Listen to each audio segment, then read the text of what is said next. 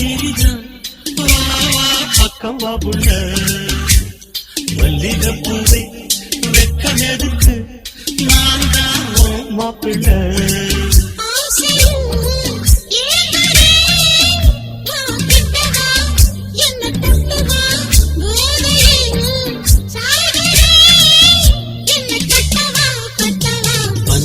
மணி ராத்திரிதான் பக்கம் வா புள்ள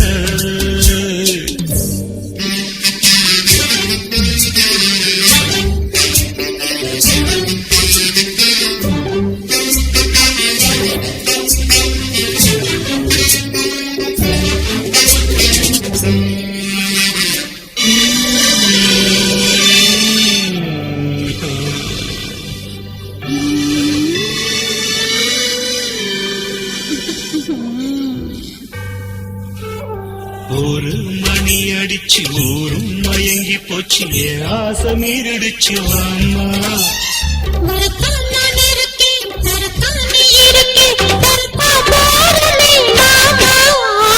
பால் இருக்கு தேன் இருக்கு பக்கத்துல நீ இருக்க தித்திக்க ஊட்டி தரவாமா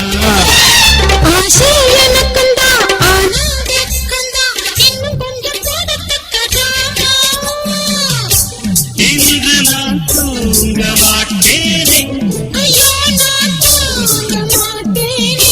காணாத சொர்க்கம் தாண்டேனே ஜுமுக்கரக்க ஜும்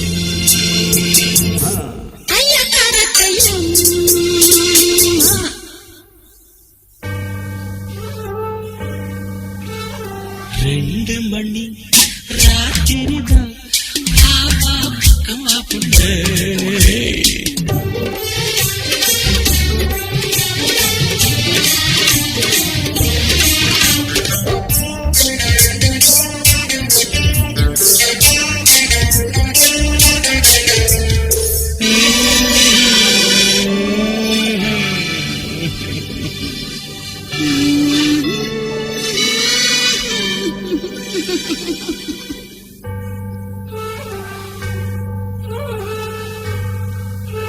மூணு மணி அடிச்சு மூச்சு நின்று போச்சு என் பாட்டு மிக்கலையவாமா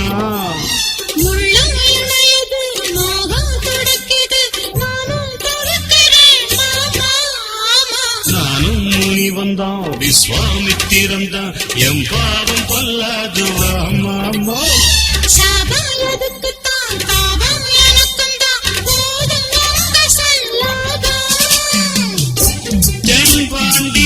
சாராந்தாரே உனக்கேத்த ஜோடி நான்தாரே ஜுமுக்கரக்க ஜும்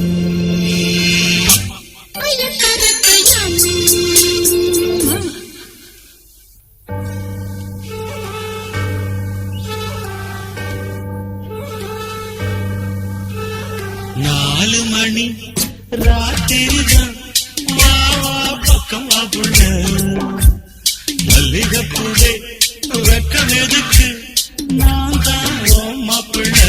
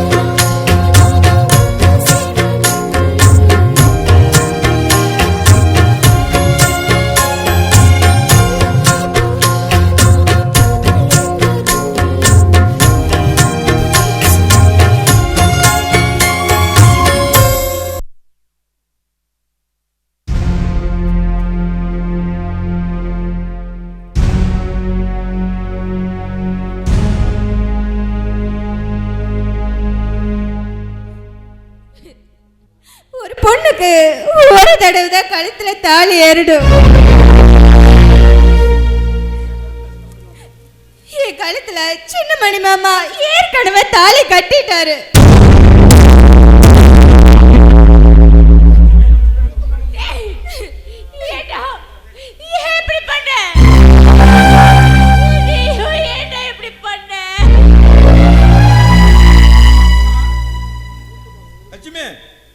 உன் மூத்த மகா என் முதுகுல குத்துனா, ஆனா உன் இல்லைய மகா என் நெஞ்சில குத்திட்டா. இப்படி பண்ண மாமா? சொல்லு மாமா, நீ சொல்லு. நீ சொன்னா நீங்க நம்ப போறாங்க. இப்பவாது சொல்லு மாமா, பயப்படாம சொல்லு.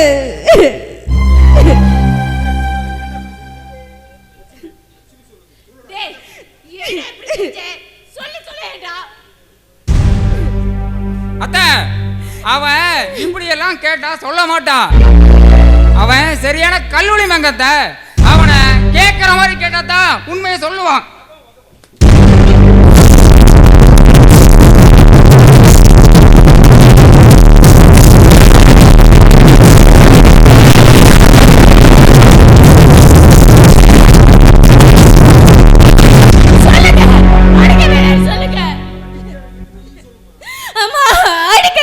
சொல்லுவா அப்பா, அடிக்க வேண்டாம் சொல்லுங்கப்பா.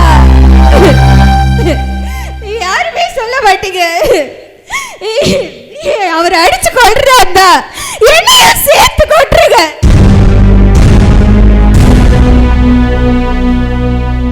பாத்தியா மாமா, மூத்த பிள்ளை சங்கம், சின்ன பிள்ளை சொக்கத்தங்கன்னு சொன்னீங்க. உன் பொண்ணோட லட்சணத்தை பாரியா.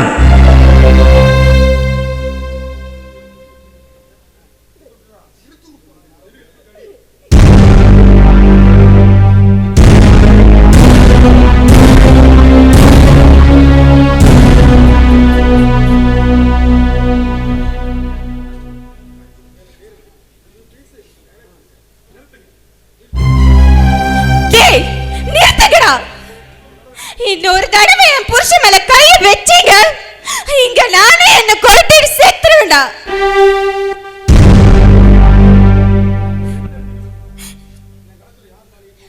இப்ப உங்களுக்கு என்ன தெரிஞ்சுக்கணும்? என் கழுத்துல யார் தாலி கட்டினாங்கிறது தானே. என் கழுத்துல சின்ன மணி மாமாவை நினைச்சுக்கிட்டு நானே இதை தாலி கட்டிக்கிட்டேன். எப்ப அவரை நான் என் மனசுல நினைச்சிடும், அப்பவே நான் அவருக்கு பொண்டாட்டியா தான் வாழ்ந்துட்டு இருக்கேன். இதுக்கப்புறமும் இன்னொருத்தனுக்கு என்ன கழுத்தை நீட்டு சொன்னா அதுக்கு நீங்களே உங்க புள்ளைக்கு வேற பேரு வாங்கி கொடுக்கற மாதிரி உங்களை தயவு செஞ்சு கெஞ்சி கேக்குறேன், எங்களை விட்டுருங்க. நாங்க எங்காவது போய் வாழ்ந்துக்கிறோம்.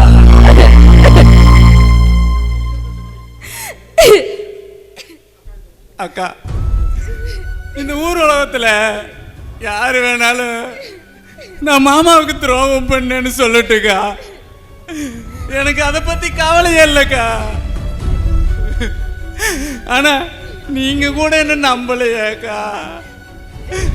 அக்கா, உங்களுக்கு ஒண்ணு தெரியுமா? அப்பா அம்மா செத்து போன போது கூட நீங்க கூட இருந்ததுனால எனக்கு அனாதையான மாதிரியே தெரியலக்கா. ஆனா அடுத்தவன்லாம் அடிக்கும் போது நீ பார்த்துட்டு சும்மா இருந்தால பார்த்தக்கா. அப்பதாக்கா எனக்கு அனாதையான மாதிரியே இருக்கு. அக்கா, என்னையெல்லாம் இவங்க எல்லாம் அடிக்கும் போது புழுவா துடிச்சால என் தமிழ்ச்செல்வி, அவளுக்கு இருந்த துடிப்பு என் கூட பிறந்த பொறுப்பு உனக்கு இல்லாம போச்சாக்கா. பரவாயில்ல விடக்கா.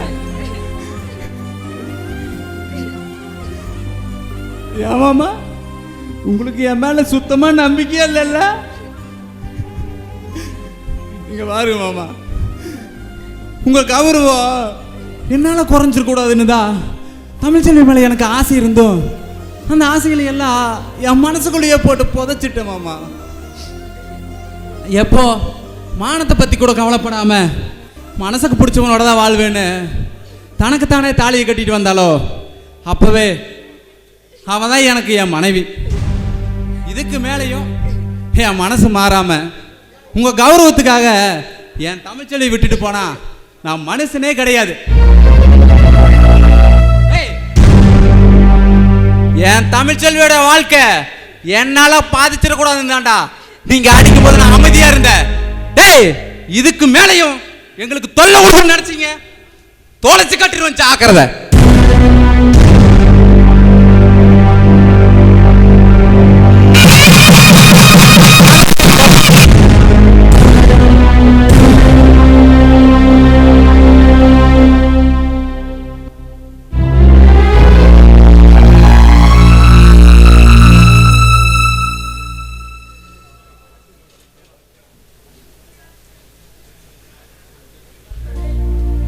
மாமா சீக்கிரம் வாங்க மாமா, உங்ககிட்ட ஒரு சொல்லணும். என்ன பொங்குடி? மாமா, ஒரு பொண்ணு மாசமா இருக்கும்போது அவன் மனசுல பாரம் இருக்கக்கூடாதுன்னு தாய் வீட்டு சார்பா 7 வகை சாப்பாடு செஞ்சு அவளுக்கு வளகாப்பு நடத்தி வாயு வயிறுமா இருக்கிற பிள்ளை தாயும் பிள்ளையும் நல்லபடியாக பிறக்கணும்னு அவங்களுக்கு வேணுங்கிறத செய்வாங்க. ஆனால் எனக்கு அந்த வரமே கிடைக்காம போயிடுச்சே மாமா. ஏப்பங்குடி, நம்ம வாழ்க்கையை பற்றியே கவலைப்படாதவங்க நம்ம வளகா பற்றியே கவலைப்பட போகிறாங்க. தாய் வீடு செய்யாத சீரை இந்த தாய் மாமா நான் செய்கிறேம்மா. நீங்க நிஜமாவா சொல்றீங்க? ஆமாம்மா. எங்க எனக்கு அந்த பாக்கியம் கிடைக்காமலே போயிடும்னு நான் நினைச்சேன். எனக்கு ரொம்ப சந்தோஷம் மாமா. சரி மாமா, உடனே வளகாப்பு கொண்டாட ஏற்பட நானே செய்கிறேன். ஏறம்மா, நீ வாய் மயிரமா இருக்கிற பொண்ணு வீட்டில் இரு, நீ எந்த வேலை செய்யக்கூடாது. நீ படுத்துட்டு சாப்பிட்டு நான் போய் ஏகேவி கடையில் போய் 5 வகை சோத்துக்கு ஆர்டர் கொடுத்துட்டு அப்புறம் வளகாப்பு உண்டான சாமானத்தையெல்லாம் வாங்கிட்டு வந்துடுறேன். நீ ரெஸ்ட் எடுத்து வீட்டில் இருமா. சரி மாமா. மாமா சீக்கிரமா வந்துருங்க மாமா. இந்த மாதிரி நேரத்தில் நீங்கள் என் பக்கத்திலே இருக்கணும், இல்லைன்னா எனக்கு அழுகழுகையே வரும்.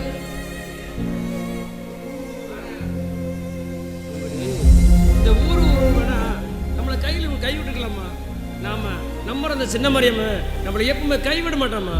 நீங்கள் கலங்காத, நான் வந்துடுறேன். சரி மாமா. பார்த்துமா.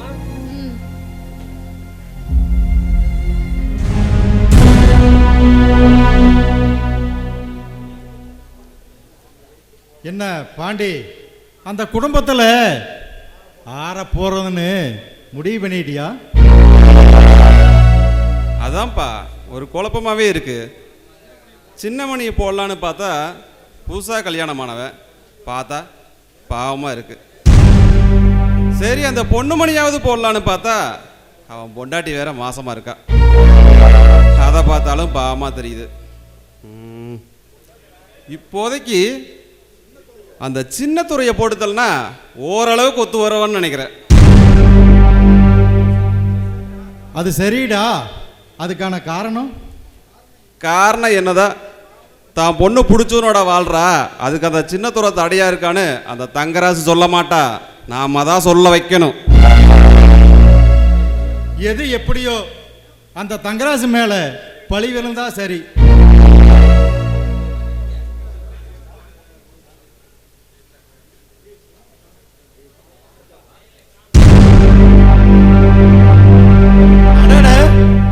அடடே வாங்கப்பா, உங்களை பத்தி தான் பேசிட்டு இருந்தேன்.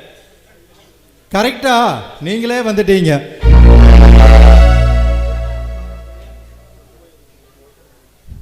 அந்த கல்யாணத்தில் நடந்த கலவரத்தில் மனசுடைஞ்சு போயிட்டீங்க. பாண்டி, அந்த பசங்க பாபா ஒரே சோகமாக வந்திருக்கிறாங்க, அவங்கள சந்தோஷப்படுத்துற மாதிரி ஏதோ ஒரு ஏற்பாடு பண்ணப்பா. இதுவரைக்கும் நீங்க எங்களுக்கு நிறைய செஞ்சுட்டீங்க, நாங்க உங்களுக்கு திருப்பி செய்ய வேண்டாம்.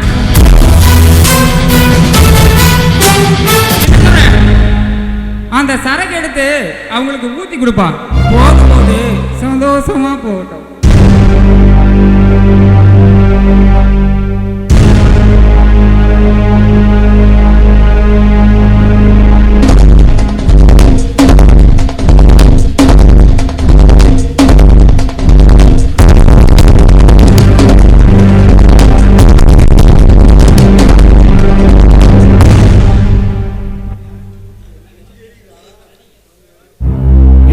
என்ன நெஞ்செரிதா?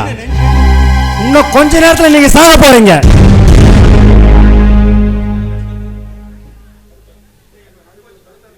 ஏண்டா எங்களை இப்படி நம்ப வச்சு கழுத்தெடுத்துட்டியாடா? ஏய், கத்தாதடா. சத்தம் போட்டு பேசுறவெல்லாம் மெயின் வில்லை இல்லை. சைலண்டா எவன் காரியத்தை சாதிக்கிறானோ அவன் தாண்டா மெயில் வில்லை. ஒருத்தனை போடணும்னு முடிவு பண்ணிட்டா அவன் காதுல போய் வெட்டிடுவேன் கூட்டிடுவேனோ பேசிட்டு எல்லாம் இருக்கக்கூடாது. வச்சு செஞ்சுட்டு போயிட்டே இருக்கணும். வில்லன்னா ஏய் உன்னை சும்மாவே விட மாட்டேன்டா.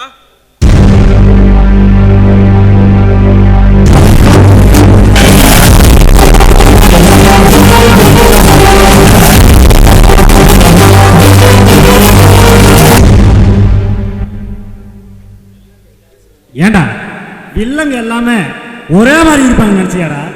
நாங்க வேற மாதிரி. வரட்டுமா?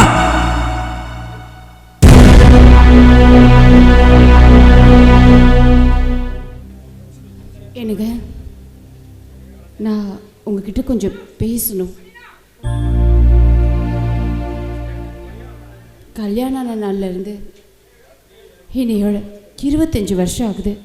இந்த 25 வருஷத்துல உங்ககிட்ட நான் எதையுமே கேட்டதில்லை. கேட்குற அளவுக்கு நீங்க எனக்கு எந்த குறையும் வச்சதில்லை. ஆனா இப்போ உங்ககிட்ட ஒரே ஒரு விஷயம் கேட்குறேன். தெரிஞ்சோ தெரியாமலோ நம்ம பிள்ளைங்க தப்பு பண்ணிட்டு போயிட்டாங்க. நீங்க சொன்ன வார்த்தைக்கு இத்தனை வருஷம் கட்டுப்பட்டு இந்த படியை தாண்டாம உங்களோட மனைவியா நான் வாழ்ந்துட்டு இருக்கேன். ஆனா இப்போ நம்ம புள்ள வயிற்றுல குழந்தைய சுமந்துக்கிட்டு இருக்கா. நியாயப்படி பார்த்தா அவளுக்கு 7வது மாசத்துல 9 வகை சோறு கட்டி ஊரையே அழைச்சிக்கிட்டு போய் தாய் விட்டு செய்தனம்மா நாம வளகாப்பு பண்ணணும். அவ பண்ணிட்டு போன காரியத்தினால அவளுக்கு அதை கொடுத்து வைக்கல. ஆனா இப்போ அவங்களா நம்ம பிள்ளைக்கு வளகாப்பு செய்யறாங்க. ஆள் இல்லாத ஆடாத மாதிரி அவன் அங்க துடிச்சுக்கிட்டு இருக்கா. கர்ப்பமா இருக்கிற பொண்ணு கவலைப்படக்கூடாது. அப்படி கவலைப்பட்டா அந்த கரு கஷ்டப்படும்னு சொல்லுவாங்க. இந்த மாதிரி நேரத்துல அவ கூட நம்ம துணையா இருக்கணுங்க. அப்படி அவ என்னங்க பெரிய தப்பு பண்ணிட்டு போயிட்டா? ஜாதி விட்டு ஜாதி கல்யாணம் பண்ணிட்டு ஓடி போயிட்டாளா? இல்லையே, சொந்த தாய் மாமனை தானங்க கல்யாணம் பண்ணிக்கிட்டா. அந்நியத்திலேயா கல்யாணம் பண்ணிக்கிட்டா. அவளை மனசார ஏத்துக்கலாங்க. இங்க பாருங்க, உங்க கோவத்தை விட்டுட்டு வாங்க ஒரு எட்டு போய் நம்ம பிள்ளைய பார்த்துட்டு வந்துடலாம். ஏலட்சுமி, நீ ஆசைப்பட்ட மாதிரிய உன் தம்பிக்கு 2 பேரும் நம்ம பிள்ளையில கட்டிட்டாங்க. இனிமேல் எல்லாம் ஒன்றா இருக்கலான்னு சொல்கிற. மாவு ஒன்றாயிடுச்சு, மாவு சட்டி வேற எதுக்குன்னு கேட்குற. அப்படித்தானே? கடைசியில் என் அக்கா பசங்களை நடுத்தருவில் நிறுத்திட்டீங்களே. என்னங்க சொல்றீங்க? உங்க அக்கா பசங்களை நான் வேறையா நினைச்சேனா? இல்லையே, என் தம்பிகளை எப்படி வளர்த்து ஆளாக்கிறேனோ அதே மாதிரிதாங்க அந்த பசங்களையும் நான் வளர்த்தேன். நான் 4 பேத்தையும் ஒரு நாள் கூட பிரிச்சு பார்த்ததே இல்லையே.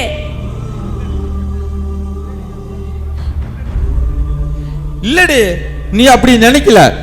அப்படி நினைச்சிருந்தா உன் பிள்ளைகளுக்கு அந்த பிள்ளைங்க மேல பாசம் இருக்குமல்ல. இல்லைங்க, நீங்க எங்களை தப்பா புரிஞ்சுக்கிட்டீங்க. சாப்பாடு வச்சா கூட 4 பேத்துக்கு ஒரே மாதிரி தாங்க வைப்பேன். ஏன் தம்பிக்கிட்டு நான் ஒருத்தருக்கு அதிகமாவோ கம்மியா பண்ண மாட்டேன். அப்படி இருக்கிற நான் எப்படிங்க அவங்கள பிரிச்சு வச்சு பார்ப்பேன்? இல்லடி, நீ சோத்துல குறை வைக்கல, சொந்தத்துல குறை வச்சிட்ட. இல்லைங்க. எனக்கு என் பிள்ளைங்க மேல இல்லாத பாசம் அவங்களுக்கு எங்கிருந்துடி வந்துச்சு? பாசத்தை காட்டி இப்படி என்ன மோசம் பண்ணிட்டு போயிட்டாங்களாடி. எனக்கு கல்யாணம் பண்ணும்போது நீங்க என்ன சொன்னீங்க? லட்சுமி இவங்க தாய் இல்லாத பிள்ளைங்க, அவங்களுக்கு நீ தாயா இருந்து வளர்த்து ஆளாக்கணும் தானங்க சொன்னீங்க. அதை தானங்க இப்ப வரைக்கும் செஞ்சுக்கிட்டு இருக்கேன். அப்பேற்பட்ட என்ன போய் தப்பா நினைக்கிறீங்களே? என் மேல என்ன அவனுக்கு பாசமா வச்சிருந்தானுங்க, என் கௌரவத்தைய பாலாக்கிட்டு போயிட்டாங்க. கௌரவமா? எதுங்க கௌரவம்? எது கௌரவம்? உங்க அக்கா செத்து போனாலும் உங்க அக்கா பிள்ளைங்க நல்லா இருக்கும்னு நினைச்சீங்களே, அது கௌரவமா? நான் அக்கா பிள்ளை உயிரை விட்டுற கூடாதுன்றதுக்காக தாலி கட்டி கூட்டிட்டு வந்தனே என் தம்பி, அது கௌரவமா? சொல்லுங்க. முறையே இல்லைனாலும் பிள்ளைக்கு வந்து சீர் செய்யணும் நீங்க சொன்னீங்களே, அது கௌரவமா? அவனுக்கு முறை இருந்தும் தான் மாமா மனசு கஷ்டப்படக்கூடாது ஓரமா நின்னானே ஏ தம்பி சின்ன, அது கௌரவமா? முறைய அழைக்கலைனாலும் ஊரே அழைச்சிட்டு வந்து முறை செஞ்சுட்டு போனானே ஏ தம்பி பெரியவன்,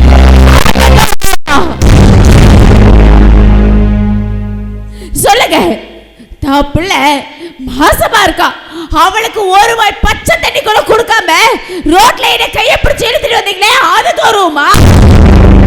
உங்க பிள்ளைய தாய்க்கு தாயா இருந்து இன்னைக்கு பாத்துக்கிறானே ஏ தம்பி, அது கௌரவமா? சொல்லுங்க. மனசுக்கு பிடிக்காத பிள்ளைக்கு ஒரு மாப்பிள்ளை பார்த்து கல்யாணம் பண்ண வைக்க நினைச்சீங்களே, அது கௌரவமா? அவன் மனசுல ஆசையை வச்சிருந்தாலும் தான் மாம கௌரவம் குறைச்சிட கூடாதுன்னு அவன் விலகி நின்னானே ஏ தம்பி சின்னமணி, அது கௌரவமா? என்னங்க கௌரவம் கௌரவம் தலைமையில தூக்கி வச்சுட்டாருங்க. கௌரவங்கிறது காசு படத்துலயோ போட்டுக்கிற வேட்டி சட்டையிலயோ இல்ல. தான் குடும்பத்துல ஒரு பொம்பளை அவ கௌரவமா இருந்தா மட்டும்தான் அந்த குடும்பத்துல ஆம்பளை தலையிலிருந்து ரோட்ல போக முடியும். ஒரு பொம்பளை நினைச்சா மட்டும்தான் அந்த குடும்பம் கௌரவமா இருக்கும். நீங்க காலையில வெளியே போயிட்டு சாயந்தரம் திரும்பி வரதுக்குள்ள ஒரு பொண்ணு நினைச்சா என்ன வேணா பண்ண முடியும். இங்க பாருங்க, இந்த பாலா போன கௌரவத்தை தூக்கி எறிஞ்சிட்டு தவமா தவம் இருந்து நம்ம பெத்து வளர்த்த பிள்ளைங்க அனாதையா கிடக்குது. நீங்க பிள்ளைங்களை ஏத்துக்கலைனா கௌரவம் தான் பெருசுனா நீங்க உங்க கௌரவத்தையே கட்டிட்டாலுங்க. உங்க கௌரவத்துக்காக ஏன் பெத்த பிள்ளைகளையும் ஏன் கூட பிறந்த தம்பிகளையும் பிரிச்சு என்னால வாழ முடியாது. உங்க கௌரவத்தை விட்டுட்டு பிள்ளைங்க தான் பெருசுன்னு மனம் மாறி என்னைக்கு வரீங்களோ அப்ப நம்ம ரெண்டு பேரும் குடும்பமா ஒன்னா சேர்ந்து சந்தோஷமா வாழலாம். நீ உன் தம்பிகளை தேடி போனா எனக்கு எங்க அக்கா பசங்க இருக்கிறாங்க, அவங்க என்ன பாத்துக்குவாங்க. போடி. இப்ப சொல்றேன், உங்க கௌரவத்தை காப்பாத்த போறது ஏன் தம்பிக்கு தான், உங்களை வாழ வைக்க போறதும் ஏன் தம்பிக்கு தான். ஒரு நாளைக்கு உங்களுக்கு புரியும். அப்போ உங்க கௌரவத்தை தூக்கி எறிஞ்சிட்டு உங்க மனசு மாதிரி எங்களை தேடி வருவீங்க.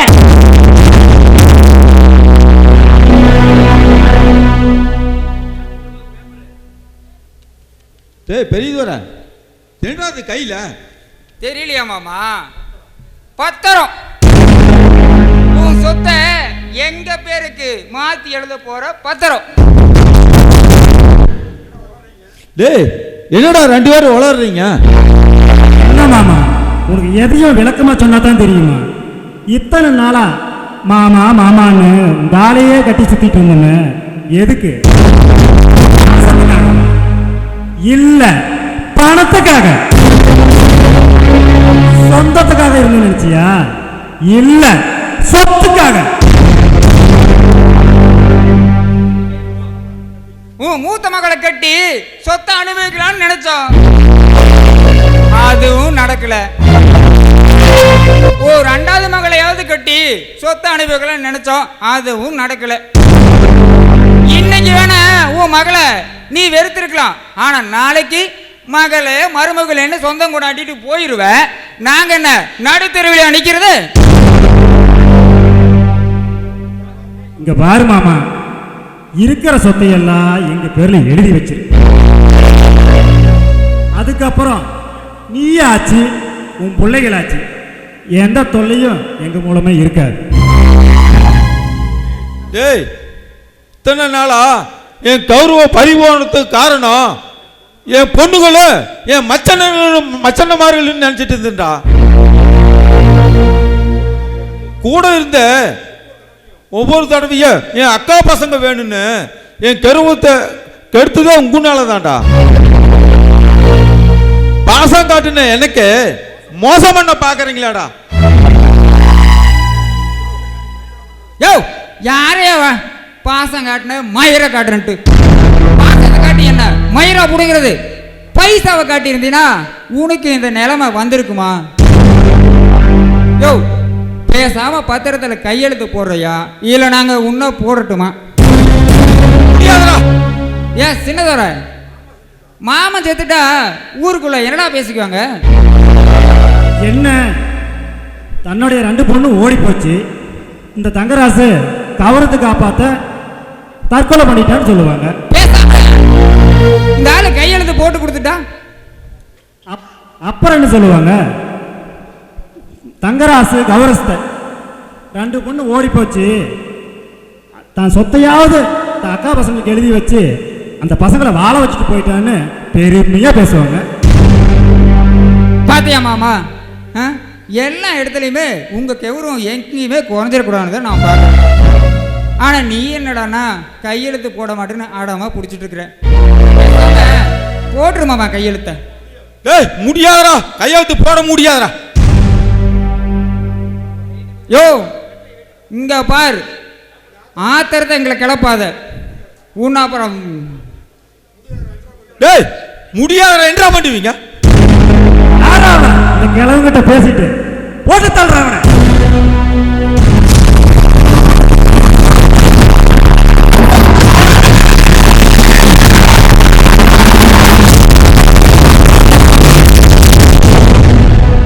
அடா பாவிகளா, கடைசியா என் கண்ணாரவே உங்க ரத்தத்தை பார்க்க வச்சிட்டீங்களாடா. யோ மாமா, என்ன கொன்னுட்டு தான் நினைச்சு சந்தோஷப்படாதயா. உன் பொண்ணுக்கு நடக்குதே வளகாப்பு. அங்க 5 வகை சோத்துல ஒரு சோத்துல பேசத்தை கலந்து கொடுத்துட்டயா. எந்த சாப்பாட்டுலன்னு சொல்லுங்கடா. டேய், நான் என் பொண்ணுங்களை காப்பாத்துறேன்டா.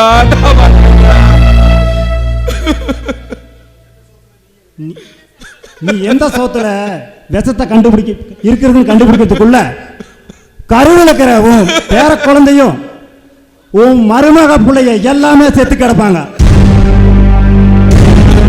ஐயோ கடவுளே, பொண்ணுங்களை காப்பாத்தணுமே. ஐயோ கடவுளே.